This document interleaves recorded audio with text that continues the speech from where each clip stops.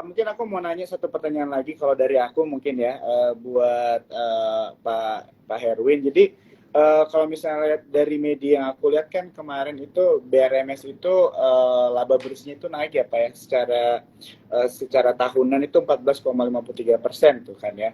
Dan kira-kira pertumbuhan ini itu datangnya dari volume produksi yang signifikan aja, ditambah dengan kenaikan sentimen harga emas di tahun ini yang jadi katalis positif, atau juga aku ada dengar berita mengenai BRMS itu sukses ya diuntungkan dengan sejumlah pelunasan hutang Pak dengan Singapore Project Holding tuh katanya LTD. Jadi mungkin pertanyaannya lebih ke arah apakah BRMS itu solely pendapatan laba bersihnya itu naik hanya karena produksi saja, atau mungkin ada inovasi-inovasi atau mungkin strategi-strategi perusahaan yang selama ini dilakukan selama 1 tahun ini, mungkin bisa diceritakan. Ya, jadi pertanyaannya bagus sekali. Pak. Jadi mungkin yang saya bisa sampaikan Pak, betul Pak, di tahun lalu itu memang ada beberapa pendapatan lain-lain yang kita sebut other income ya. Itu di tahun lalu, di tahun 2022. Salah satunya seperti yang tadi Mas Jo sampaikan. Jadi ada di tahun 2022 itu ada aset baru yang masuk ke portfolio BRMS. Kalau nggak salah itu namanya aset tambang emas Kerta yang ada di Banten. Nah, pada saat aset itu masuk ke dalam BRMS, ada beberapa payable itu tentunya hutang ya ke para vendor dari pemilik lama yang ada di neraca aset tambang emas Kerta yang sekarang dikonsolidasikan ke dalam BRMS. Nah, tentunya sebagai pemilik baru kan kita tidak bisa bertanggung jawab atas hutang atau payable dari pemilik lama. Makanya ini menjadi kewajiban si pemilik lama. Jadi kita hapuskan dari neraca kami. Pada saat neraca ini kami hapuskan, artinya kan payable atau hutang yang tadinya mesti dibayar tidak jadi dibayar. Nah, ini dibukukanlah pendapatan lain-lain atau disebut other income. Betul Mas Jo. Tapi itu di tahun lalu. Di tahun ini sudah saya sampaikan hampir tidak ada sama sekali other income. Jadi untuk menjawab pertanyaan Mas Jo, kenaikan pendapatan BRMS itu solely atau sebagian besar atau purely itu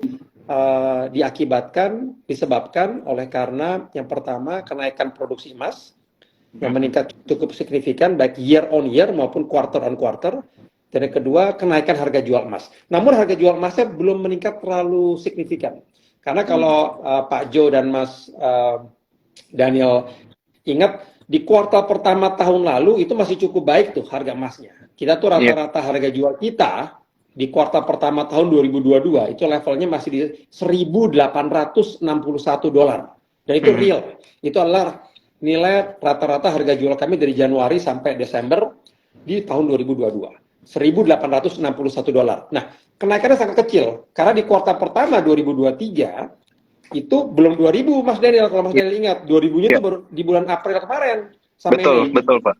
Nah, waktu Januari sampai Maret kemarin itu rata-rata harga jual emas kami itu di $1.886. Jadi naiknya nggak signifikan. Jadi tetap ada kenaikan Q1 2022 Januari sampai Maret 2022 itu $1.861. Q1 2023 $1.886. Jadi kalau dihitung mungkin kenaikannya sebentar ya, nggak sampai harga emasnya tuh 1.886 saya kurangnya 1.861.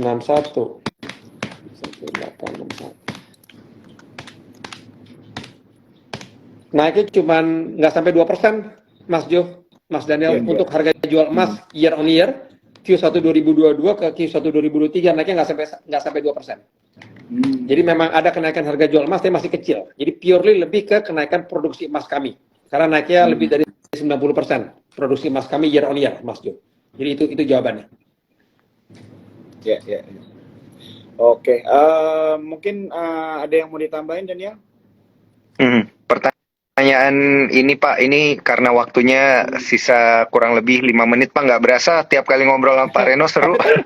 Tajam. Ini Pak Mas Jo Pertanyaan. sama Mas Daniel tajam. Pertanyaan saya senang. Jadi you ask not only the right question, tapi memang the fundamentals, which is very good, Mas. Iya Very good. Pak, ini kita mewakili perasaan.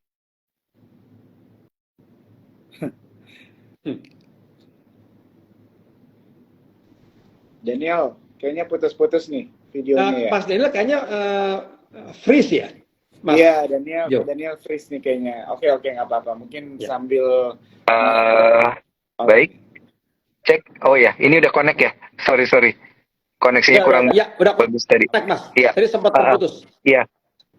Iya, Pak Reno, saya mewakili investor juga, ini mewakili para cuan troopers, pengen bertanya nih untuk terkait dengan dividen gitu. Apakah ada nih rencana di tahun 2023 gitu berkaitan dengan pembagian dividen atau mungkin masih akan digunakan sebagai biaya untuk membuat pabrik yang baru gitu Pak. Seperti apa nih Pak rencananya? Ini pasti bikin investor juga bertanya-tanya kan. Ya, bagus. Ini another multi-million dollar question nih, Mas Daniel. Oke, jadi gini Mas Daniel. Kita ini kalau Mas Daniel dan Mas Jo ingat, kita kan mulai go public itu di tahun 2010. Sementara pabrik emas kami yang pertama dengan kapasitas 500 ton biji per hari baru berdiri dan mulai berproduksi itu di Februari 2020. Can you imagine 10 tahun kita tidak ada produksi, tapi ada fixed cost. Kan tetap aja Pak, kita untuk mulai memproduksi sebelum bangun pabrik, kita mesti melakukan pemboran, kita mesti temukan cadangannya, kita mesti bayar konsultan buat sertifikasi cadangannya sesuai JORC, atau minimal KCMI ya, Komite Cadangan Mineral Indonesia, itu yang lokal punya ya. Kalau JORC kan based on Australian Consultant ya, Joint or Reserve Committee. Nah, belum biaya-biaya overhead Pak, seperti salary karyawan, rental, electricity, itu adalah fixed cost yang selalu mesti kami tanggung. Sementara kita belum punya produksi emas, belum punya pendapatan selama 10 tahun. Karena pendapatan dari penjualan emas itu baru mulai dibukukan di kuartal pertama 2020, Mas Daniel. Nah, artinya dari 2010 kita IPO sampai 2020 itu kita terus membukukan kerugian. Dan ini terakumulasi kerugiannya di return earnings yang saat ini masih defisit return earnings-nya. Namun sejak 2020 setiap kuartal tidak hanya kami membukukan pendapatan dan laba bersih, namun laba bersihnya terus meningkat. Nah, setiap laba bersih itu meningkat setiap kuartal, itu mengurangi si return earnings yang defisit. Jadi return earningsnya pelan-pelan makin mengecil defisitnya sampai akhirnya harapannya segera menjadi positif. Nah, peraturan perusahaan nomor 40 tahun 2007, walaupun perusahaan itu membukukan laba bersih sebesar apapun, dia dilarang membagikan dividen selama return earningsnya itu defisit. Nah, target kami tapi dalam waktu dekat, karena ini kan terus nih, alhamdulillah setiap kuartal sejak 2020 terus laba bersihnya meningkat. Nah, ini terus memperkecil si return earnings yang defisit tadi. Karena kan return earnings itu adalah kombinasi dari apa yang menambah return earnings di dalam neraca. Yang menambah return earnings itu adalah net profit. Apa yang mengurangi return earnings? Dividend payout. Nah, jadi dengan kita punya net profit yang bertambah tidak tiap tahun ya, tiap kuartal itu bertambah net profitnya. Artinya si return earnings yang defisit terus mengecil, harapannya akan segera break even dan mulai positif. Begitu positif, pasti manajemen sudah pasti salah satu target utama adalah pembagian dividen. Karena ini akan menambah sentimen positif terhadap saham perusahaan, terhadap market. Udah pasti itu, maksudnya don't worry. Mantap. Pak Reno, ini setidaknya para cuan troopers mendapatkan penjelasan gitu kan Pak, bahwa ya memang ada 10 tahun ini ya yang menjadi masa-masa pembangunan gitu ya, kurang lebih bisa kita bilang untuk BRMS sendiri ini supaya bisa memproduksi emas yang luar biasa banyak gitu di tahun 2022-2023 ini. Terima kasih Pak atas jawabannya. Mungkin dari Jo ada pertanyaan tambahan? Ya, mungkin satu pertanyaan lagi nih buat Pak Herwin langsung dari Cuan Troopers begitu ya di comment section, yang menurut aku juga menarik. Izin bertanya Pak, katanya terkait temuan cadangan mineral baru sebanyak 38 juta ton. Kira-kira bisa dirincikan Pak apa dan bagaimana kandungannya, prospeknya ke depan mengenai pengaruhnya terhadap kinerja perusahaan seperti apa? Terima kasih. Ya. Jadi di tahun lalu itu memang kita ada beberapa kali temuan yang kita discovery ya, itu di cadangan biji emas kami yang ada di Palu. Jadi cadangan biji emas kami di Palu itu mengalami peningkatan cadangan yang luar biasa. Ada 2 kali kalau nggak salah itu jumlahnya itu total temuannya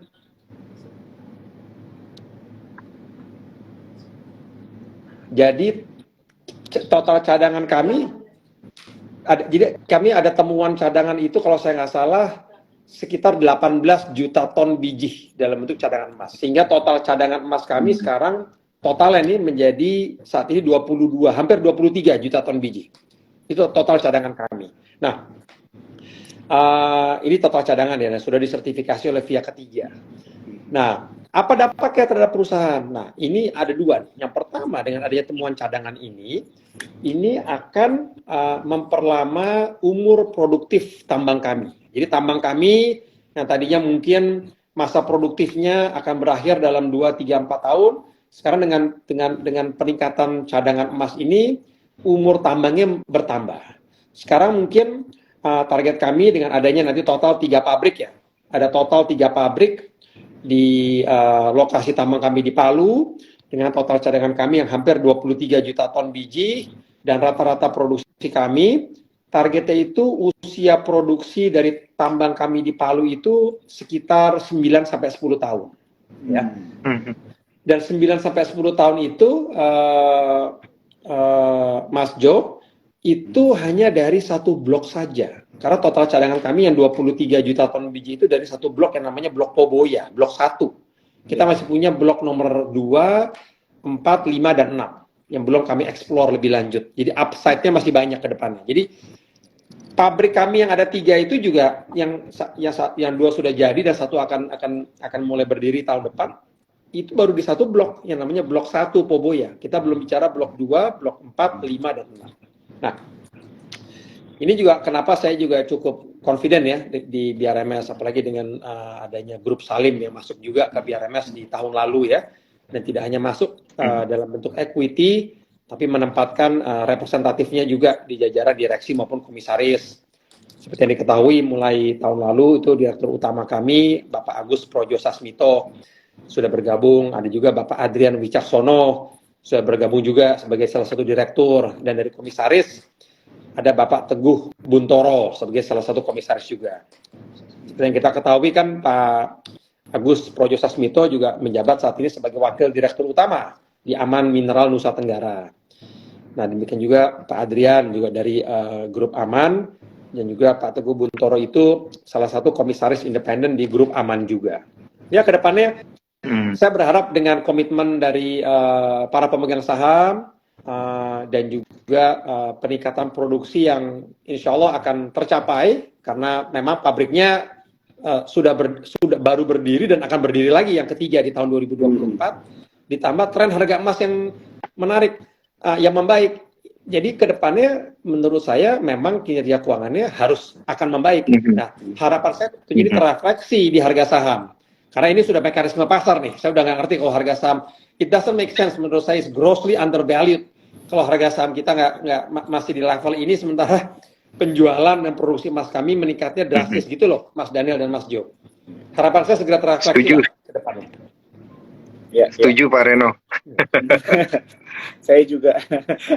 Oke, mungkin kita udah sampai di waktunya ini untuk mengakhiri dari Sitok kita malam hari ini. Terima kasih banyak buat Pak Herwin dan Daniel juga ya atas penjelasannya Pak. Terima kasih banyak ya Pak ya.